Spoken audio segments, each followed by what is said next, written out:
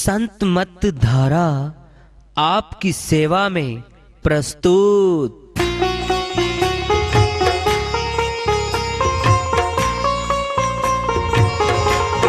जो चाहता है प्रभु प्यारा वो आओ संत मत धारा। भक्ति भेद बता कर सारा वो कर दे भव के पारा। जो चाहता है प्रभु प्यारा वो आओ संत मत धारा। भक्ति भेद बता कर सारा वो कर दे भव के पारा। जो चाहता है प्रभु प्यारा।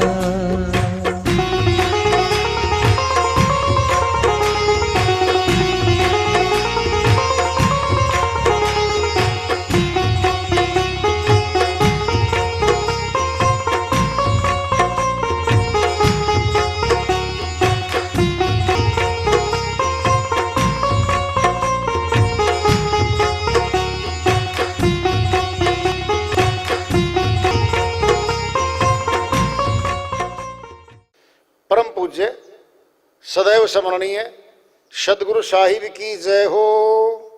सतनाम साहिब। आदरणीय सर्व संतों की जय हो। उपस्थित आदर के योग प्रभु प्रेमी एवं जिज्ञासु आत्माओं, हम सभी पूर्ण पिता परमात्मा सभी सृष्टियों के रचनहार कुल मालिक हम सबके जीवन का आधार उनकी महिमा को सुनने के लिए एकत्रित हैं। मेरी सभी से अर्ज है कि मैं कोई जगत गुरु नहीं, कोई महाराज नहीं, कोई महामंडलेश्वर नहीं। मैं केवल सभी संतों की चरणों की धूल हूँ और आपका भक्ति मार्ग में सहायक हूँ। मैं अपनी सीधी साधी टूटी फूटी भाषा में, संदुकड़ी भाषा में भक्ति भेद के गूढ़ रहस्यों को उजागर करने वाले विचार आपके समक्ष रख रहा हूँ। यदि अच्छे लगे अपनाएं, नहीं तो गैर जरूरी समझकर विसार दें। संगत कीजिए साहिब की, संगत कीजिए साधु की। साहिब आवे याद, लेखे में सोई घड़ी बाकी है बर्बाद। साहिब कहते हैं अगर संग करना है तो साधु का कीजिए जो परमात्मा की साधना करता है। क्यों? वो साहिब याद आएगा, प्रभु याद आएगा, क्योंकि वो प्रभु की ही भक्ति करता है तो प्रभु की महिमा गुणगान भी गाएगा। हमारे पास बैठते ही बिना मांगे बिना पूछे सत्संग शुरू कर देता है। साहिब आवे याद। और क्या कहा है? बड़ी बात आ रही है। लेखे में सोई घड़ी। जो समय लगाया ना साधु के पास, सत्संग में, गुरु के पास, वो सारा समय जमा हो जाता है भक्ति में। वाणी बोल रही है। कितनी बड़ी बात साहिब समझा रहे हमारे को। संगत कीजिए साधु की जो साधना करता है खुद। सुर शब्द योग की साधना करता है। साहिब आवे याद, लेखे में सोई घड़ी लिख दी गई वो घड़ी। और जो नहीं याद करता मालिक को वो है बर्बाद। फैसला हो चुका है एक ही लाइन में। कितना साधारण तरीके से साहिब समझा रहे हमारे को। झुकते वो हैं जिनमें जान होती है। अकड़े रहना तो मुर्दे की पहचान होती है। साहिब कहते हैं भाई, विद्यार्थी झुकता है अध्यापक के पास जाकर के, और वो अध्यापक उसको धीरे धीरे संग देते देते, शिक्षा देते देते अध्यापक ही बना देता है। और जो गुरु के पास झुकता है, बैठता है, धीरे धीरे अपना सारा ज्ञान की धारा उसमें उड़ेलता रहता है। उसका सारा अपना ज्ञान शीशे में समाहित हो जाता है। क्या बन जाता है? शिष्य गुरु के समान। ये कर देता है वो। नलका है, किसी ने भी लगाया हो, हम झुकते हैं नीचे, पानी पी लेते हैं। तन के खड़े रहेंगे तो पानी तो हो उसमें, हमें नहीं पिलाएगा, हमें नहीं पिलाएगा। जितने भी सनातनियों के देवालय रहे हैं, उनका दरवाजा पहले छोटा होता था अंदर एंट्री करने का। अगर सीधा जाएंगे ना तो मत्था लगेगा सामने, समझ लो अच्छे से बात। अब तो बहुत कुछ बदल गया है, यानी हमें झुकना पड़ेगा। अंदर जाने से पहले पहले झुक जाओ। वो दरवाजा इसीलिए झुकाने के लिए छोटा लगाया गया होता है, वहां पे जाने के लिए झुक के जाते हैं। बुजुर्गों का, हमारे जो आदरणीय बुजुर्ग हैं, उनके पैर छूते हैं, बिना मांगे उनका हाथ हमारे सिर पे जाता है। सोच लो, हमारी माताएं बहनें हैं, बहुरानियां हैं, सासू माताएं की उम्र की कितनी भी महिलाएं हैं उस पड़ोस में, रिश्तेदारियों में, वो जाके चरण छूती हैं, सीधा उनका हाथ सिर पे जाता है, आशीष देती हैं। क्या सौभाग्यवती रहे, सुपुत्र पैदा हो, सुख मिले तुझे। ये तो वो दे रही हैं जो भक्ति भी नहीं करती, जिनको भक्ति की दिशा का भी नहीं पता। झुकते ही आशीर्वाद उन्होंने हमें दे दिया, सिर पर हाथ गया।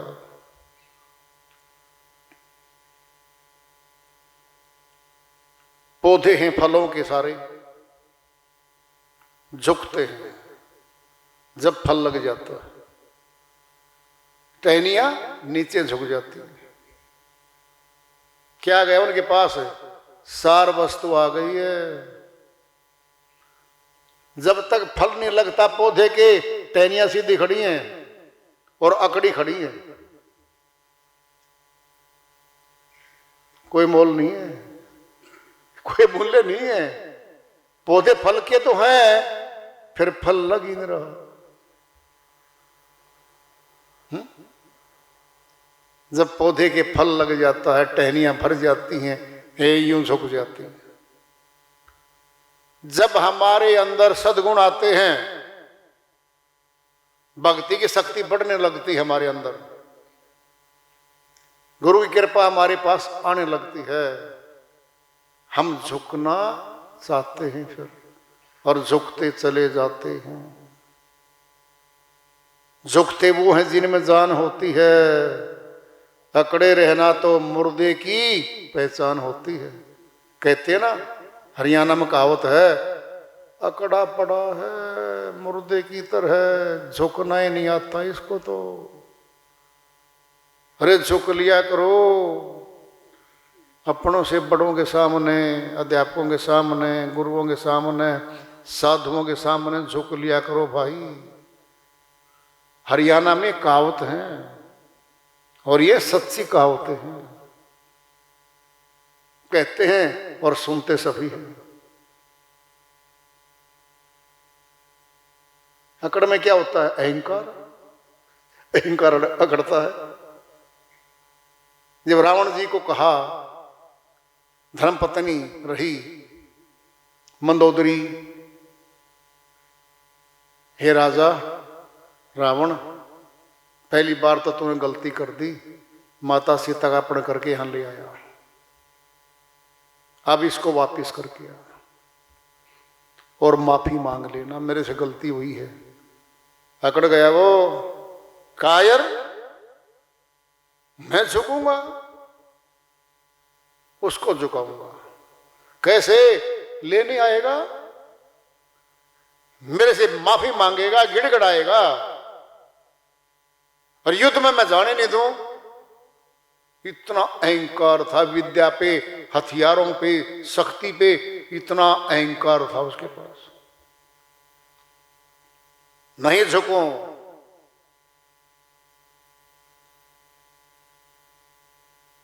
एक लाख पुत्र 1.25 लाख नाती, ता रावण घर दिया ने बाती।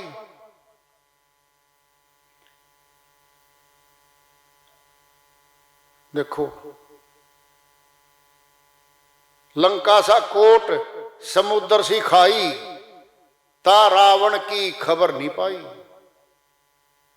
सोने के महल रूप के छाजा, छोड़ी चला नगरी का राजा।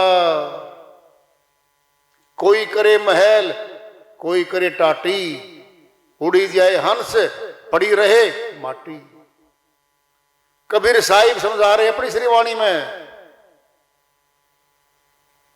सतयुग में मनुष्यों की उम्र 1 लाख वर्ष होती थी मैक्सिमम। थोड़ी की तो बातें नहीं, कितनी कब ले लो वो तो उसकी मर्जी पे है। त्रेता युग में 10,000 वर्ष होती थी। द्वापर में 1,000 वर्ष होती थी। अब 100 वर्ष है। पहले चला जाए कोई अलग बात है। 10,000 वर्ष का अर्थ क्या है? 1 लाख तो पुत्र थे, 1.25 लाख नाती थे, भतीजे भांजे, वो सारे के सारे इतने थे। ता रावण घर दिया न बाती। पुरुष नहीं बचा कोई। पुरुष मारे गए थे। किसको छोड़ के? विभीषण को छोड़ के। क्या किया था विभीषण ने? क्या किया था? न्याय की तरफ चल पड़ा और हाथ जोड़ के दरबार में कहने गया श्री रावण को, ये बड़े भाई रावण, तेरे से गलती भारी हुई है। तू माता सीता का अपहरण करके लाया है, वापिस कर दे। कहते हैं लात मार के बाहर निकाल दिया था। भाग जाए यहां से कायर, तो मेरे खानदान का ही नहीं है।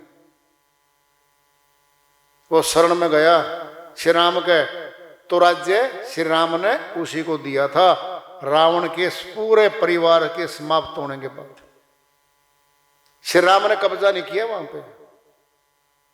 उसी को सौंप के वहीं दे के अपने अयोध्या वापसी हो गई थी। लंका सा कोट समुद्र सी खाई। श्रीलंका के चारों तरफ समुद्र है।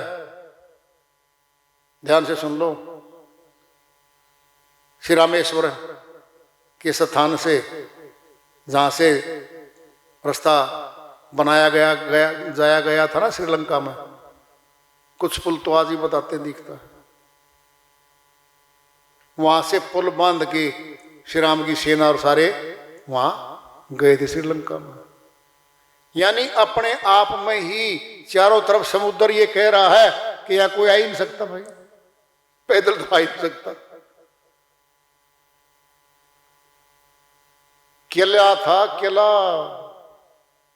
पूरा का पूरा, ये श्रीलंका का सारा एरिया पूरे चार दीवारियों में, और उन पे गेट लगे हुए थे, और गेटों पे बंद होते ही सारी श्रीलंका अंदर बंद हो जाती थी।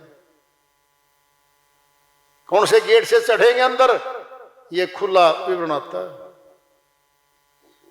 गेटों में एंट्री की गई थी, तोड़े गए थे गेट बाद में।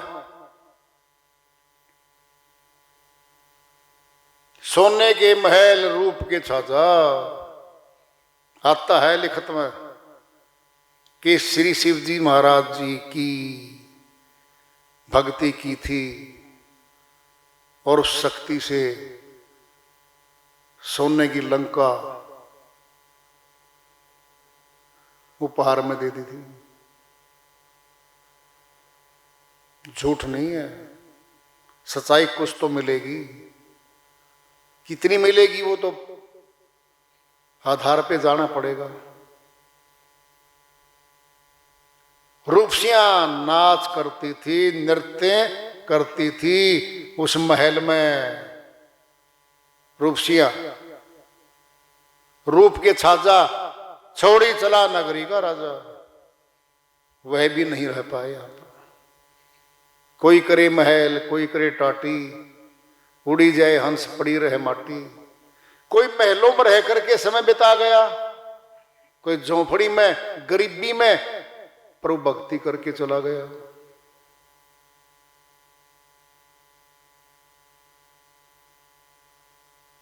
अहंकार में पोषित था श्री रावण। जब आखिरी में घायल हुआ पड़ा था, श्री राम बोले, हे लक्ष्मण, ये ब्राह्मण है, विद्वान है, शक्तिवान है, बुद्धिमान है, कुछ न कुछ अनुभव की बात बताएगा, इसके पास जाके पूछ ले। जब जाकर पूछा श्री लक्ष्मण ने, हे महाराजा रावण, अंतकाल निकट आ गया तेरा, कोई ऐसी अनुभूति, कोई ऐसी अनुभव की बात बता दे जो हमारे भी काम आए। तो वहां जवाब दिया था श्री रावण ने, हे लक्ष्मण, मेरे से उल्टा हो गया कार्य। कहते क्या? अच्छे काम को तो कल पे टालता चला गया। अच्छा काम क्या करना था मैंने? अग्नि से धुआं मिटाना था, सब इसके समुद्र के जल को मीठा करना था मैंने, स्वर्ग में मैंने पौड़ी लगानी थी, ऐसे ऐसे ऊंचे कार्य करने थे मैंने।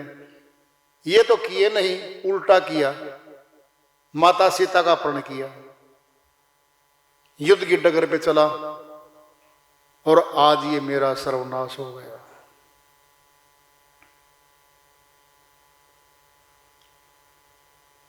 अहंकार टूटता, बिखर जाता है। दीनता में रहे। कौन? श्री राम। क्या भेजा? अपना दूत भेजा बना करके हनुमान जी को, जाइए